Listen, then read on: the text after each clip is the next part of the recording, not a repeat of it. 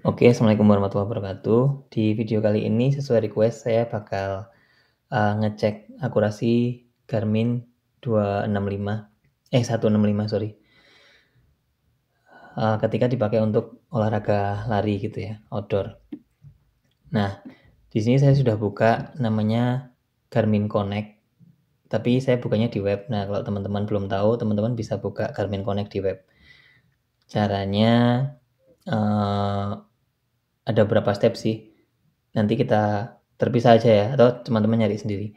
Nah, tapi intinya di web Garmin Connect ini kita lebih gampang aja ngelihat data-datanya karena lebih enak dilihat daripada di HP yang sempit sih. Menurut saya seperti itu.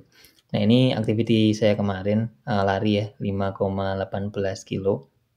Nah, terus kalau kita mau lihat akurasi, sebenarnya sih paling benar itu misalnya kalau kita larinya di stadion gitu ya, stadion terus lingkar paling dalam gitu sama lingkar paling luar gitu, dia bisa bandingin dan kita juga bisa dapat ukuran yang valid gitu. Jadi dari ukuran yang sebenarnya tadi si Garmin atau jam GPS kita tuh ukurnya berapa, mungkin itu lebih akurasi yang lebih, atau kita larinya jaraknya lurus dan kita ketahui jaraknya, itu juga lebih better. Tapi karena saya nggak sempat atau nggak tahu ya ukuran yang pasti di sini, jadi kita coba bandingin akurasi dengan ngelihat hasil tracingnya ketika kita lari.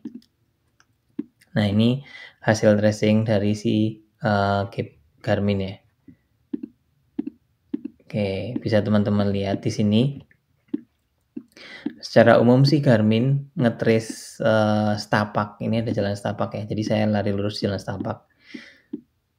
Ini jalan besar yang saya tunjukin pakai tangan ini, sama yang kecil ini setapak. Nah, sebenarnya dia oke nih, ngetrace setapak di sini oke banget. Tuh. Ada 1-2 kali dia kegeser. Tapi overall misalnya di persentase mungkin ya sangat besar persentasenya yang dia lurus nih, dia oke nih setapak. Aku stay di setapak terus, saya stay di setapak terus. Oke, ini kita zoom out dulu. Ada lokasi-lokasi yang dia ngetrace-nya nggak persis, tapi lengkungannya masih oke. Nih ya, ini lengkung oke. Nah, di sini dia lengkungannya sedikit geser.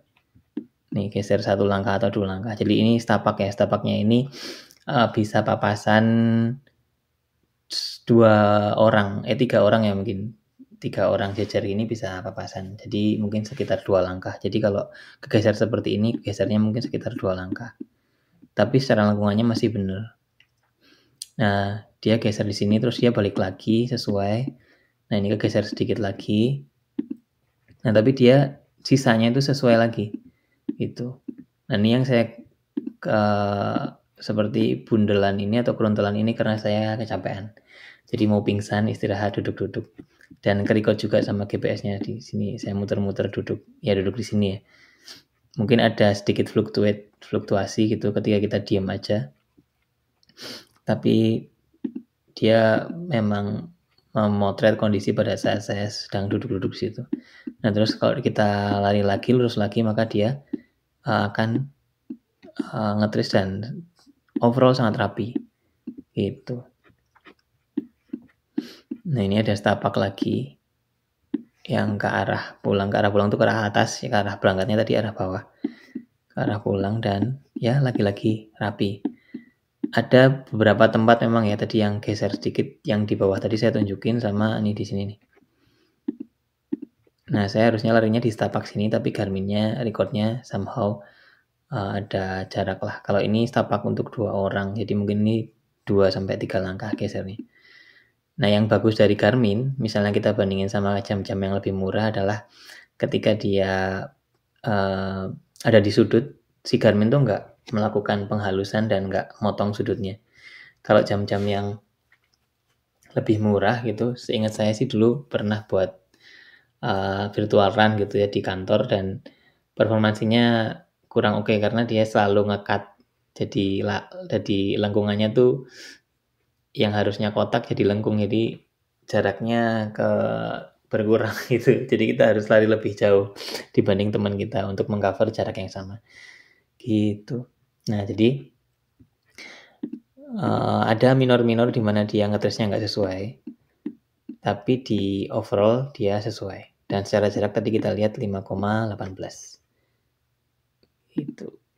Oke, 5,18.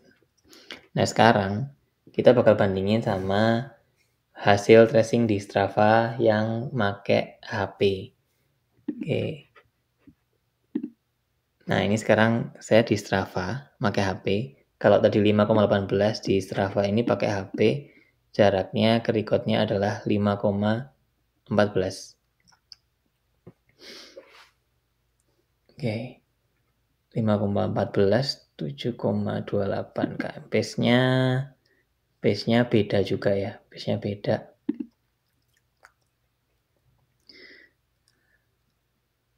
Oh, karena kalau Strava kayaknya saya lupa ya, ada default Strava itu hanya nge-record pas kita gerak misalnya. Jadi nanti pace-nya bakal beda kalau sama ukuran yang dia nggak nge-record pas kita nggak gerak gitu. Harus mungkin ada settingannya, saya lupa. Nah, oke, balik lagi ke akurasi. Secara jarak tadi ada selisih ya, 5,14 sama yang di Garmin tadi 5,18 gitu. Jadi kilometernya selisih berapa, 18 kurang 4, 0,04 km gitu. Nah, sekarang kita lihat hasil tracing larinya di HP Samsung S20. Nah, ini Samsung S20 juga ada geser-gesernya.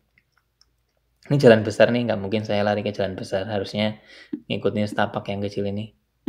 Gitu. Nah, dia nge-trace tapaknya juga kegeser ya, sekitar mungkin 3 langkahan. Jadi ini harusnya saya lari di setapak, tapi seakan-akan saya lari di jalan besarnya gitu.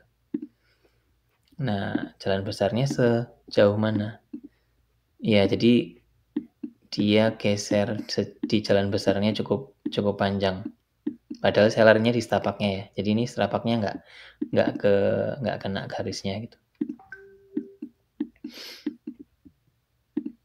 Gitu. Tapi secara wiggle-wiggle-nya sih oke juga sih HP. Maksudnya nggak yang banyak apa tracing yang semerawut yang nambah jarak kita jadi nggak valid gitu sih. Oke. Nah, di beberapa tempat dia juga rapi banget ngetrace-nya. Nih contoh di lengkungan yang tadi pas Garmin geser, dia nggak geser. Dia bisa ngetrace sangat rapi. Tuh. Nah, jadi secara apa tadi? Secara komparatif sebenarnya mirip-mirip, nggak terlalu jauh. Makanya perbedaan total distance-nya juga nggak terlalu jauh ya. Cuma 0,04 kilo. 0,04 itu kalau dikali 1000 berarti selisihnya 40 meter. 40 meter itu ya berapa langkah ya? Gitu. Selisih 40 meter untuk jarak lari 5 kilo gitu ya. Nah, ini mana yang lebih tepat? Makanya yang kita nggak tahu tuh kalau ngomparasinya hanya pakai 2 alat seperti ini, kita nggak tahu mana yang lebih tepat sebenarnya. Sekilas sih kalau hanya dari tracing aja mungkin kita bisa lihat si Garmin ada secara keseluruhan jauh lebih rapi gitu sih. Tapi kalau jarak yang sesuai ya kita nggak bisa mengcompare, kita harus tahu jarak yang benar. Jadi seperti itu akurasinya. Cuma kalau kata website lain, ya Garmin ini memang akurat sih gitu. Ada kondisi-kondisi ekstrim yang kita membutuhkan multiband. Multiband itu istilahnya kita pakai paling gampang ngomongnya kita pakai sumber GPS yang lebih banyak gitu ya. Tapi itu kata beberapa video sih bilangnya kalau kita di kondisi yang misalnya benar-benar di dalam gedung terus atau terlalu banyak gedung-gedung bertingkat di mana-mana di sekeliling kita sehingga GPS-nya susah banget dapat sinyal. Nah, itu multiband baru berguna. Tapi kalau kondisinya umum-umum aja gitu ya. GPS yang single band dan yang dipunyai Garmin ini sudah cukup akurat. Gitu teman-teman. Oh iya, ada satu lagi sih catatannya, misalnya dia akurasi secara apa istilahnya? Tinggi lokasi atau perbedaan tinggi itu seperti apa. Nah, itu yang belum bisa saya cover karena kebetulan di sini rutenya flat. Jadi untuk rute yang flat terus nggak banyak penghalang, so far ya so good gitu teman-teman. Jadi kalau teman-teman lari di kondisi yang sama gitu ya, hasilnya mungkin nanti akan mirip-mirip, maksudnya sama-sama akurat juga. Nah untuk kondisi lain karena saya belum bisa ngukur jadi belum bisa ngasih review gitu teman-teman. Semoga bermanfaat dan membuat teman-teman termotivasi untuk lari, mau itu pakai jam di HP, sama-sama ternyata akurat juga kok di HP, mau pakai Garmin juga boleh, jadi lebih enteng, nggak harus ngeliatin HP terus, misalnya butuh informasi pace, informasi udah sampai berapa jarak, sama detak jantung terutama ya, buat yang berusia udah umur kan harus ngecek nanti terlalu lebay nggak larinya, jantungnya terlalu capek atau enggak. Oke, gitu aja, ketemu lagi di video yang lain.